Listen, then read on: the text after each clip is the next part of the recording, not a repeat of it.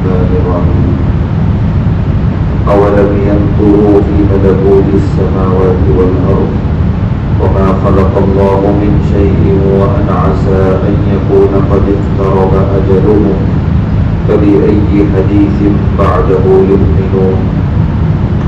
کیا انہوں نے آسمان اور زمین کے عالم میں غور نہیں کیا اور دوسری ان تمام چیزوں میں جو اللہ نے پیدا کی، اور اس بات میں بھی انہوں نے غور نہیں کیا کہ ہو سکتا ہے کہ ان کی موت قریب آ گئی ہو؟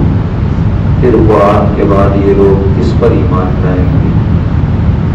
اس آیت میں اللہ تبارک و تعالیٰ غور و فکر کی دعوت دے رہے ہیں کہ آسمان و زمین میں جو اللہ کی یہ مخلوقات ہیں اور اللہ کا جو عالمی نظام ہے، کیا اس میں انسان غور نہیں کرتے کہ آخر کون ہے ذات جو اس پورے نظام کو چلا رہی ہے؟ پھر اللہ فرما رہے ہیں کہ اگر اس میں نہیں تو کم سے کم اس بات میں تو ضرور غور کریں کہ ان کی موت کا وقت شاید قریب آ چکا ہو۔ ہر روز وہ جنازے اٹھتے دیکھ رہے ہیں، ایک دن ان کا بھی جنازہ اٹھنا ہے اور ہو سکتا ہے کہ وہ وقت قریب ہو۔ اگر ابھی بھی غور و فکر نہیں کرے، اللہ پر ایمان نہیں لائے، تو پھر موت کے بعد کون سی بات پر ایمان لائیں گے؟